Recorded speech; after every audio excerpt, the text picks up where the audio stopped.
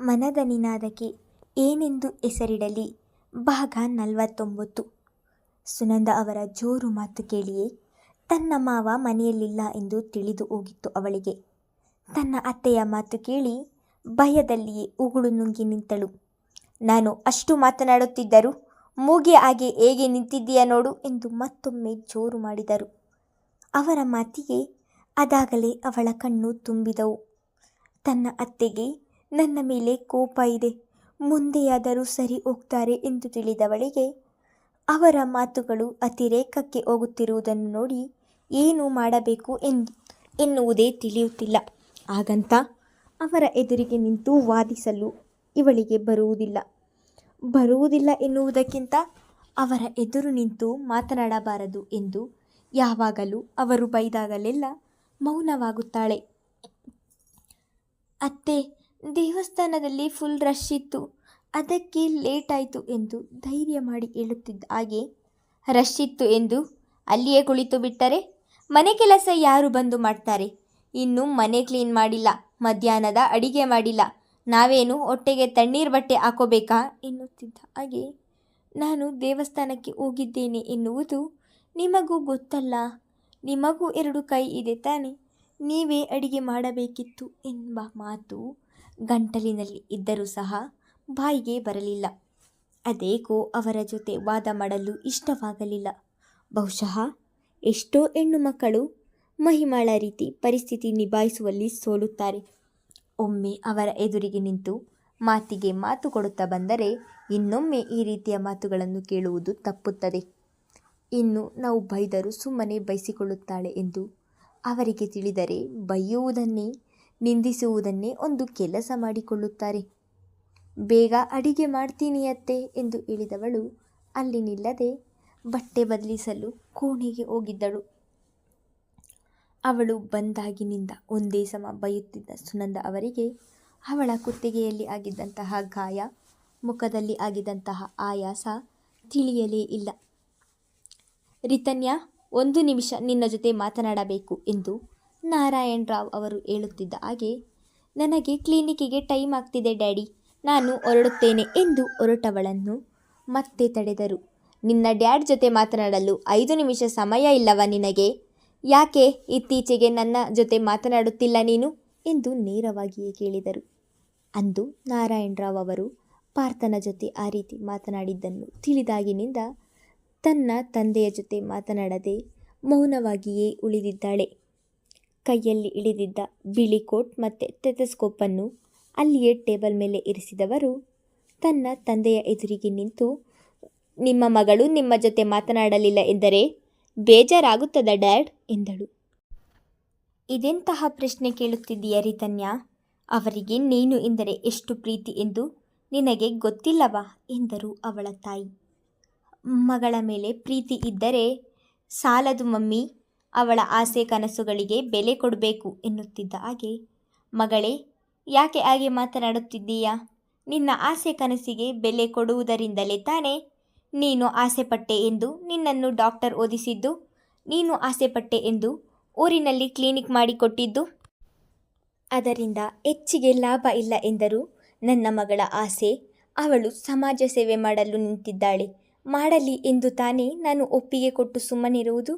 ಮತ್ತೆ ಈಗ ಯಾಕೆ ಈ ರೀತಿ ಮಾತನಾಡುತ್ತಿದ್ದೀಯಾ ಎಂದರು ನಾರಾಯಣ್.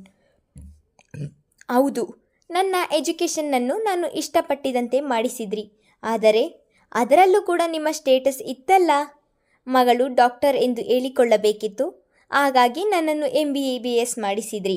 ಹಾಗೆ ನನ್ನ ಮಗಳು ಜನರ ಸೇವೆ ಮಾಡುತ್ತಿದ್ದಾಳೆ ಎನ್ನುವ ಪಬ್ಲಿಸಿಟಿ ಬೇಕಿತ್ತು ನಿಮಗೆ, ಹಾಗಾಗಿ ಕ್ಲಿನಿಕ್ ಮಾಡಿಕೊಟ್ರಿ. ಆದರೆ ನನ್ನ ಜೀವನ ಸಂಗಾತಿಯನ್ನು ನಾನೇ ಆಯ್ಕೆ ಮಾಡಿಕೊಂಡಾಗ ಅಲ್ಲಿ ನಿಮ್ಮ ಸ್ಟೇಟಸ್ ಅಡ್ಡ ಬಂದಿದೆ. ಪಾರ್ಥನ ಬಳಿಗೆ ಹೋಗಿ ನೀವು ಆ ರೀತಿಯೆಲ್ಲ ಮಾತನಾಡುವ ಅಗತ್ಯತೆ ಏನಿತ್ತು ಡ್ಯಾಡ್ ಎಂದು ನೇರವಾಗಿ ಅವರ ಮುಂದೆ ಪ್ರಶ್ನೆ ಇಟ್ಟಿದ್ದಳು. ಹೋ, ಆಗಲೇ ನಿನಗೆ ಎಲ್ಲವನ್ನೂ ಹೇಳಿದ್ದಾನೆ, ಅದೇನೇನು ಸೇರಿಸಿ ಹೇಳಿದ್ದಾನೋ ಗೊತ್ತಿಲ್ಲ.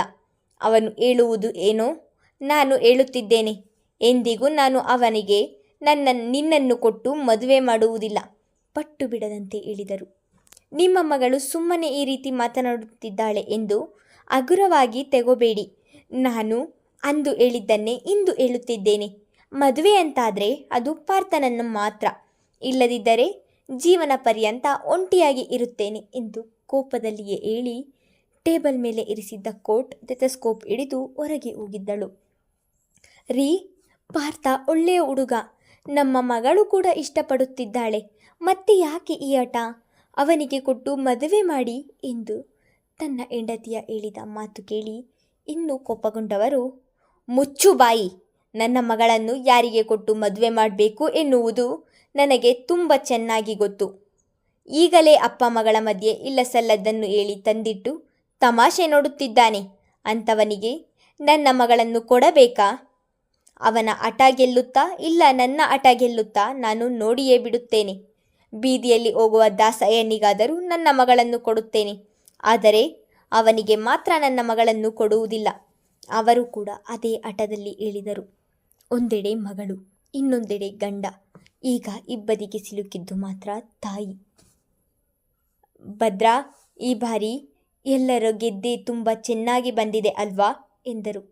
ಭದ್ರಾ ಕಾರು ಚಲಾಯಿಸುತ್ತಿದ್ದರೆ ರಾಜೇಂದ್ರ ಅವರು ಅಕ್ಕಪಕ್ಕದಲ್ಲಿ ಇದ್ದ ಭತ್ತದ ಗದ್ದೆಗಳನ್ನು ನೋಡಿಕೊಂಡು ಬರುತ್ತಲೇ ಹೇಳಿದರು. ಹೌದು ಯಜಮಾನ್ರೇ, ಈ ಬಾರಿ ಗದ್ದೆ, ಕಾಫಿ ಎಲ್ಲವೂ ಚೆನ್ನಾಗಿದೆ ಎಂದು ಹೇಳುತ್ತಲೇ ಕಾರನ್ನು ಓಡಿಸುತ್ತಿದ್ದನು ಭದ್ರಾ. ಅಷ್ಟರಲ್ಲಿ ಅಲ್ಲಿಯೇ ಗದ್ದೆಯಲ್ಲಿ ಕಳೆ ತೆಗೆಯುತ್ತಿದ್ದ ನಳಿನಿ ಕಣ್ಣಿಗೆ ಬಿದ್ದಿದ್ದಳು. ಅವಳನ್ನು ನೋಡಿದವರು, ಭದ್ರಾ, ಅಲ್ಲಿ ನೋಡು, ಅದು ನಮ್ಮ ನಳಿನಿ ಅಲ್ವಾ ಎಂದರೆ ಕಾರನ್ನು ನಿಧಾನ ಮಾಡಿ ನೋಡಿ, ಹೌದು ಯಜಮಾನ್ರೇ, ಅದು ನಮ್ಮ ನಳಿನಿಯೇ ಎಂದನು.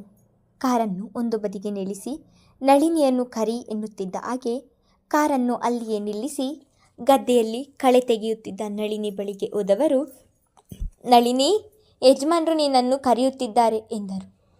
ಅಲ್ಲಿ ಭದ್ರ ಮತ್ತು ಯಜಮಾನ್ರನ್ನು ನೋಡಿ ಹೆದರಿದವಳು ಮಾಡುವ ಕೆಲಸವನ್ನು ಬಿಟ್ಟು ಸೊಂಟಕ್ಕೆ ಸಿಕ್ಕಿಸಿದ್ದ ಬಟ್ಟೆಯನ್ನು ಸರಿ ಮಾಡಿಕೊಂಡು ರಾಜೇಂದ್ರ ಅವರ ಬಳಿಗೆ ಬಂದಿದ್ದಳು. ನಳಿನಿ, ಹುಷಾರಿಲ್ಲ ಎಂದು ಮನೆ ಕೆಲಸಕ್ಕೆ ರಜೆ ಹಾಕಿ ಗದ್ದೆ ಕೆಲಸಕ್ಕೆ ಬಂದಿದ್ದೀಯಲ್ಲ, ಯಾಕೆ ಎಂದು ಗಡುಸಾಗಿಯೇ ಕೇಳಿದರು. ನಾನಾಗಿಯೇ ರಜೆ ಹಾಕಲಿಲ್ಲ ಯಜಮಾನ್ರೇ, ಸ್ವಲ್ಪ ಕೆಮ್ಮಿತ್ತು ಅಷ್ಟಕ್ಕೆ. ಅಮ್ಮವರು ಕೆಮ್ಮು ಪೂರ್ತಿಯಾಗಿ ವಾಸಿಯಾಗುವವರೆಗೂ ಕೆಲಸಕ್ಕೆ ಬರಬೇಡ ಎಂದರು. ಅದಕ್ಕೆ ಒಂದು ಸಣ್ಣ ಕೆಮ್ಮಿಗೆ ಯಾರು ಮನೆಯಲ್ಲಿ ಕೂರುತ್ತಾರೆ ಎಂದು ಕೂಲಿ ಕೆಲಸಕ್ಕೆ ಬಂದಿದ್ದೀನಿ ಎಂದಳು. ಎಷ್ಟೇ ಆದರೂ ಬಡವರ ಮನೆಯ ಮಗಳು, ಜವಾಬ್ದಾರಿ ತನ್ನ ಹೆಗಲ ಮೇಲೆ ಇರುವುದರಿಂದ ಒಂದು ದಿನದ ಕೂಲಿ ಮನೆಯ ಖರ್ಚಿಗೆ ಆಗುತ್ತದೆ ಎಂದು ಯೋಚಿಸುವವಳು ಮನೆಯಲ್ಲಿ ಕೂರದೆ ಗದ್ದೆ ಕೆಲಸಕ್ಕೆ ಹೋಗುತ್ತಿದ್ದಳು. ಸ್ವಲ್ಪ ಕೆಮ್ಮಿಗೆ ಅವಳನ್ನು ಕೆಲಸಕ್ಕೆ ಬರಬೇಡ ಎಂದಿರುವ ಸುನಂದ ಅವರ ಮೇಲೆ ಅಸಾಧ್ಯ ಕೋಪ ಬಂದಿತ್ತು. ಆದರೆ ಹೆಂಡತಿಯ ಒಳಮರ್ಮ ತಿಳಿಯಲಿಲ್ಲ ಅವರಿಗೆ. ಈಗ ಪೂರ್ತಿಯಾಗಿ ಹುಷಾರಾಗಿದ್ದೀಯಾ ಎಂದರು. ಹ್ಞೂ ಯಜಮಾನ್ರೇ, ಈಗ ಕೆಮ್ಮು ಇಲ್ಲ ಎಂದಳು. ಸರಿಯಾಗಿದ್ರೆ ನಾಳೆಯಿಂದ ಕೆಲಸಕ್ಕೆ ಬಾ ಎಂದವರು ಅಲ್ಲಿಂದ ಹೊರಟಿದ್ದರು. ಎಲ್ಲರೂ ಡೈನಿಂಗ್ ಟೇಬಲ್ ಮೇಲೆ ಕುಳಿತು ಊಟ ಮಾಡುತ್ತಿದ್ದರು. ಮಹಿಮಾ ಕುತ್ತಿಗೆಗೆ ಆಗಿರುವ ಗಾಯಕ್ಕೆ ಆಗಲೇ ಔಷಧಿ ಹಚ್ಚಿ ಒಂದು ಚಿಕ್ಕ ಪ್ಲಾಸ್ಟರ್ ಅಂಟಿಸಿದ್ದಳು. ಅದು ಮಾವನಿಗೆ ತಿಳಿಯುತ್ತದೆ ಎಂದು ಯೋಚಿಸಿ ದುಪ್ಪಟ್ಟವನ್ನು ತನ್ನ ಕುತ್ತಿಗೆಗೆ ಸುತ್ತಿದ್ದಳು. ಮಹಿಮಾ ಪುಟ್ಟ, ನಳಿನಿ ಹುಷಾರಾಗಿದ್ದಾಳಂತೆ, ನಾಳೆಯಿಂದ ಅವಳು ಕೆಲಸಕ್ಕೆ ಬರ್ತಾಳೆ. ನೀನೇನು ಕೆಲಸ ಮಾಡಲು ಹೋಗಬೇಡ, ಎಲ್ಲವನ್ನೂ ಅವಳೇ ಮಾಡ್ತಾಳೆ. ಇಷ್ಟು ದಿನ ಒಬ್ಬಳೇ ಮಾಡಿದ್ದೀಯಾ, ನಾಳೆಯಿಂದ ನೀನು ರೆಸ್ಟ್ ಮಾಡು ಎಂದು ಊಟ ಮಾಡುತ್ತಲೇ ಹೇಳಿದರು. ಅವರ ಮಾತಿಗೆ ಆಯಿತು ಎಂದು ತಲೆಯಾಡಿಸಿದಳು. ಅಲ್ಲಿಯೇ ಕುಳಿತು ಊಟ ಮಾಡುತ್ತಿದ್ದ ಸುಗುಣ ಅವರ ಒಡಲಿಗೆ ಬೆಂಕಿ ಬಿದ್ದಿತ್ತು. ಸ್ವಲ್ಪ ದಿನ ಅಡಿಗೆ ತಿಂಡಿ ಮಾಡಿರೋದಕ್ಕೆ ಏನು ಸುಸ್ತಾಗಿದ್ದಾಳೆ ಇವಳು. ಸೊಸೆಯ ಮೇಲೆ ಪ್ರೀತಿ ಉಕ್ಕಿ ಹರಿಯುತ್ತಿದೆ, ಎಲ್ಲ ನನ್ನ ಕರ್ಮ ಎಂದು ಮನದಲ್ಲಿಯೇ ಬೈದುಕೊಂಡು ಸಿಡುಕುತ್ತಲೇ ಊಟ ಮಾಡಿದರು. ಮಹರ್ಷಿ, ನಾಳೆ ನಮ್ಮ ಲಾಯರ್ನ ಮೀಟ್ ಮಾಡಿ ಬಾ, ನಾನು ಅವರ ಜೊತೆ ಮಾತನಾಡಿದ್ದೇನೆ, ಅವರೇ ಏನು ವಿಷಯ ಎಂದು ನಿನಗೆ ಹೇಳ್ತಾರೆ ಎಂದು ಮಗನಿಗೂ ಕೂಡ ಹೇಳಿದ್ದರು. ಸರಿಯಪ್ಪ, ಹೋಗಿ ಬರ್ತೀನಿ ಎಂದು ಹೇಳಿದವನು ಊಟ ಮಾಡುವುದನ್ನು ಮುಂದುವರಿಸಿದನು. ಮಹರ್ಷಿ ಎಂದಿನಂತೆ ಬಂದು ಸ್ಟಡಿ ಟೇಬಲ್ ಮೇಲೆ ಕುಳಿತು ಒಂದು ಪುಸ್ತಕ ಓದುತ್ತಿದ್ದನು. ಕೆಲಸ ಎಲ್ಲವನ್ನು ಮುಗಿಸಿ ಮಲಗಲು ಬಂದವಳು ಒಗೆದ ಬಟ್ಟೆಗಳನ್ನು ಮಡಿಸದೇ ಇರುವುದನ್ನು ನೋಡಿದವಳು ಬಟ್ಟೆ ಮಡಿಸಲು ನಿಂತಳು. ಇತ್ತ ಓದುತ್ತಿದ್ದ ಪುಸ್ತಕವನ್ನು ಮುಚ್ಚಿಟ್ಟು ಒಡನೆ ಎದ್ದು ಬಂದವನು ಕೋಣೆಯ ಬಾಗಿಲನ್ನು ಭದ್ರಪಡಿಸಿ ಮಹಿಮಾಳ ಬಳಿಗೆ ಬಂದವನು, ಅವಳ ರಟ್ಟೆಯನ್ನು ಬಿಗಿಯಾಗಿ ಹಿಡಿದು ತನ್ನೆಡೆಗೆ ತಿರುಗಿಸಿಕೊಂಡವನು, ಕೊನೆಗೂ ನಾಟಕ ಆಡಿ ನನ್ನಿಂದ ತಾಳಿ ಕಟ್ಟಿಸಿಕೊಂಡು ಗೆದ್ದೆ ಅಲ್ವಾ? ತಾಳಿ ಕಟ್ಟಿಕೊಂಡ ಮಾತ್ರಕ್ಕೆ ನೀನು ನನ್ನ ಹೆಂಡತಿಯಾಗುವುದಿಲ್ಲ. ಗಂಡ ಹೆಂಡತಿಯಾಗಬೇಕಾದರೆ ಬೇಕಾಗಿರುವುದು ಚಿನ್ನದ ತುಂಡಿನ ತಾಳಿಯಲ್ಲ, ಮುಖ್ಯವಾಗಿ 2 ಮನಸ್ಸುಗಳು ಬೆರೆಯಬೇಕು. ಬಲವಂತವಾಗಿ ನನ್ನಿಂದ ತಾಳಿ ಕಟ್ಟಿಸಿಕೊಂಡಿರಬಹುದು, ಆದರೆ ಸಂಸಾರ ಮಾಡಲು ಸಾಧ್ಯವಿಲ್ಲ ಎಂದು ಬೆಳಗ್ಗೆಯಿಂದ ಕೂಡಿಟ್ಟಂತಹ ಅವಳ ಮೇಲಿನ ಕೋಪವನ್ನು ಈಗ ತಂದು ಅವಳ ಮೇಲೆ ಸುರಿದಿದ್ದನು. ಅದಾಗಲೇ ಅವನ ಕೋಪ ನೋಡಿ ಒಂದೆಡೆ ಹೆದರಿಕೆಯಾದರೆ ಇನ್ನೊಂದೆಡೆ ರಟ್ಟೆ ನೋವಿನಿಂದ ಕಣ್ಣುಗಳು ತುಂಬಿದವು. ನನಗೆ ತಾಳಿ ಕಟ್ಟಿ ಎಂದು ನಾನೇನಾದರೂ ಬಲವಂತ ಮಾಡಿದ್ದೇನಾ ಎಂದು ತಡೆದು ನುಡಿದಿದ್ದಳು. ಎಷ್ಟು ಚೆನ್ನಾಗಿ ಮಾತಾಡ್ತೀಯೇ? ಅತ್ತೆಯ ಎದುರಿಗೆ ನಾನೇ ಕಟ್ಟಿದ ತಾಳಿಯನ್ನು ಕಳ್ಳ ಕಿತ್ತುಕೊಂಡು ಹೋದ ಎನ್ನುವಂತೆ ಸತಿ ಸಾವಿತ್ರಿ ಹಾಗೆ ಅದೆಷ್ಟು ನಾಟಕದ ಕಣ್ಣೀರು ಸುರಿಸಿದೆ. ನೀನು ಹಾಗೆ ಅಳುವುದರಿಂದಲೇ ಅತ್ತೆ ನನಗೆ ತಾಳಿ ಕಟ್ಟಲು ಹೇಳಿದ್ದು. ಅತ್ತೆಯ ಕಣ್ಣೀರನ್ನು ನೋಡಿ ಅವರಿಗೆ ಸತ್ಯ ಹೇಳಲು ಆಗದೆ ಪರಿಸ್ಥಿತಿಯ ಕೈಗೊಂಬೆಯಾಗಿ ನಿನ್ನಂಥವಳಿಗೆ ತಾಳಿ ಕಟ್ಟಿದೆ. ಎಲ್ಲ ನನ್ನ ಕರ್ಮ ಎಂದು ಅಸಮಾಧಾನದಲ್ಲಿಯೇ ಹೇಳಿದನು. ಅವನ ಮಾತು ಕೇಳಿ ಮೊದಲ ಬಾರಿಗೆ ಮಹಿಮಾಳಿಗೆ ಕೋಪ ಬಂದು ಬಿಟ್ಟಿತ್ತು. ನನ್ನನ್ನು ಏನೆಂದು ತಿಳಿದಿದ್ದೀರ ನೀವು ಎಂದು ಹೇಳುತ್ತಾ ಒಡನೆ ಅವನನ್ನು ಹಿಂದಕ್ಕೆ ದೂಡಿಬಿಟ್ಟಳು.